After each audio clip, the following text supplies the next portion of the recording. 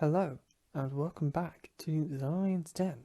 I'm your host Matt, as always, and this week has been rather interesting, especially last night, because many of you may know it was the Nintendo Direct that they decided to spring on us for, I think, possibly the first one in 2021.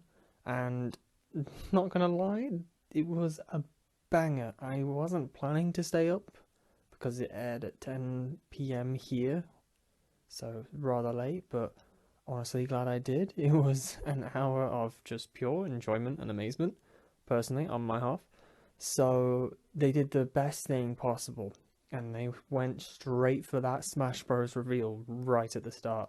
And for me, I'd never played Xenoblade, so I had absolutely no idea what was going on. All I knew was I was thinking, oh, it's Xenoblade, cool. But I was sat there thinking, this is a Smash reveal, isn't it? This is some character from the Xenoblade series, the universe, and they're getting into Smash. But I didn't know who it was at all. So it was quite interesting. Honestly, it was a bit confusing because there wasn't much in the ways of audio.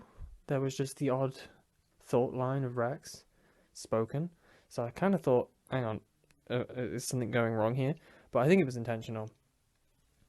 And the minute I saw that they got Rex to walk on to Final Destination, I was like, "Oh, this is it. Who's the character?" Boom! They announced Pyra, I think her name is, and Mithra, the dual combo anime sword fighter.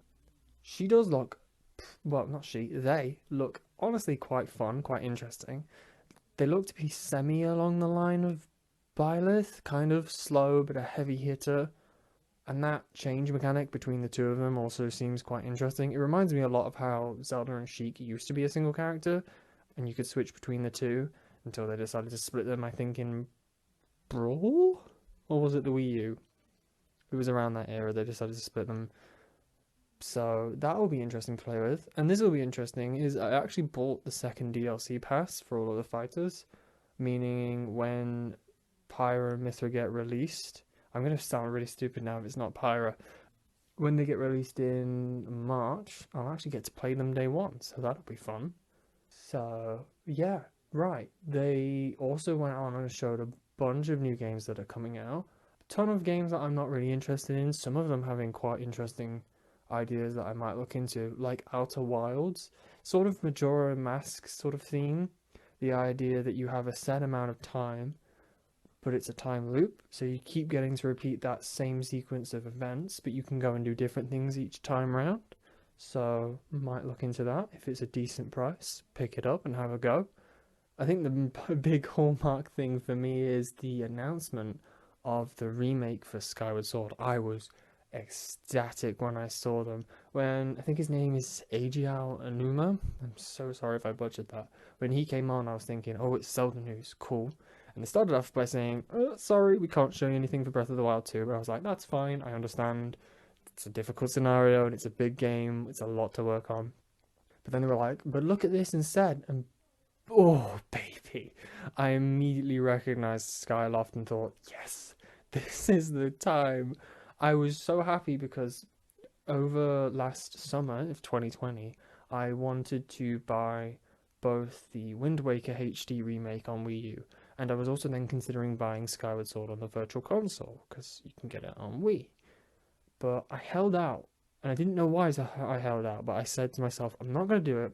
I'm going to wait and see what happens because it doesn't look like the eShop is going down for the Wii U like immediately, and there's every chance that it's possible that it will get a remake on Switch, and there's been tons of rumors about it.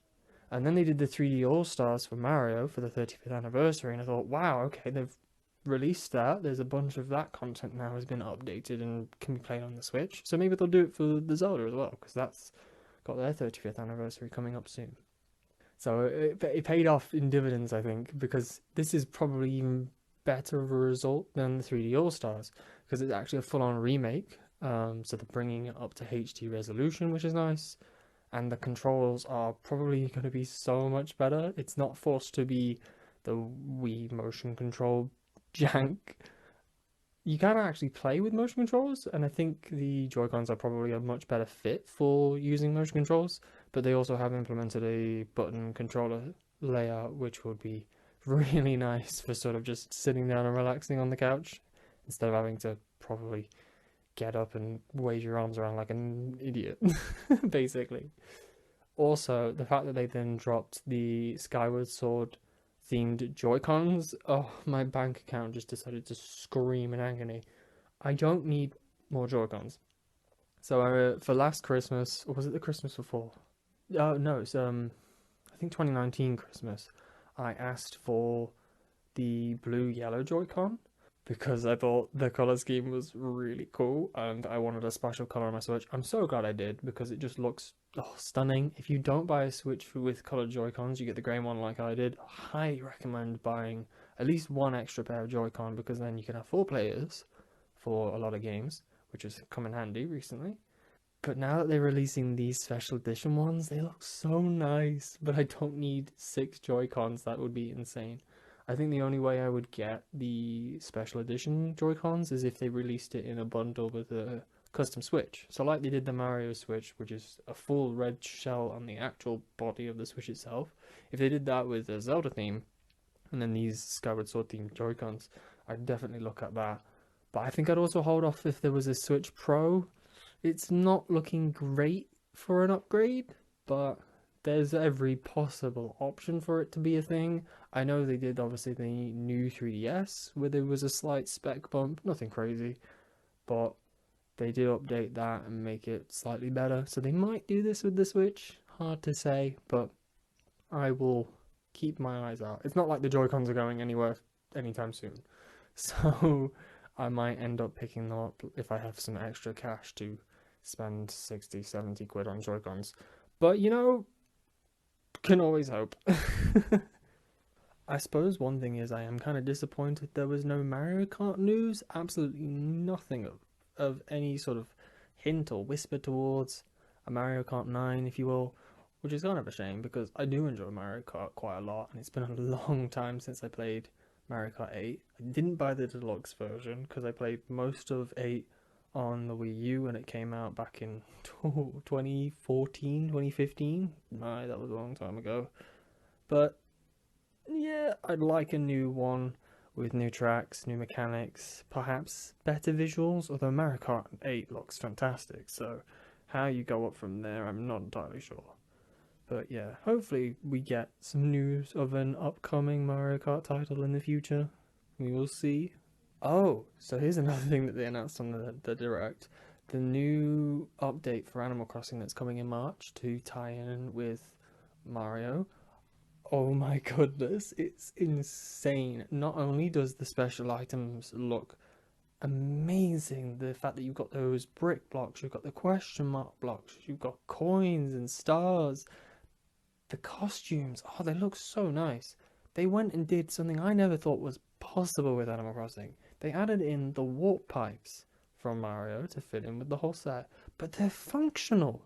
You can actually place 2 down and hop in one and be transported instantly to another one. So my big brain idea, because of the way my island is set up, I'm going to put one at my house, I'm going to put one at my store, and then I can fast travel from my house to the store, literally across my entire island. That is insane, and that looks so cool and so functional as well, which a lot of Animal Crossing's like items and furniture aren't really that functional or useful to your day-to-day stuff that you do in the game, but that really is. It will make selling items, especially turnips, so much easier, and it just looks so nice. It's such a sort of breath of fresh air as we move into the spring months, so that you can start taking down all of your wintry, Christmassy sort of decorations and start putting up more summery spring vibes, which will be nice. Right. Don't think there was much else that I was personally interested in from the Nintendo Direct, but there was a lot of other games announced, and I'm sure a lot of people will be very excited for many of the other things that are up and coming. So I hope you've enjoyed listening to my rambling, as usual. Make sure if you are interested in continuing to listen to my ramblings, you subscribe, leave a comment if you want, like as well, just to let me know that you're enjoying it, and I'll see you all next week. Bye.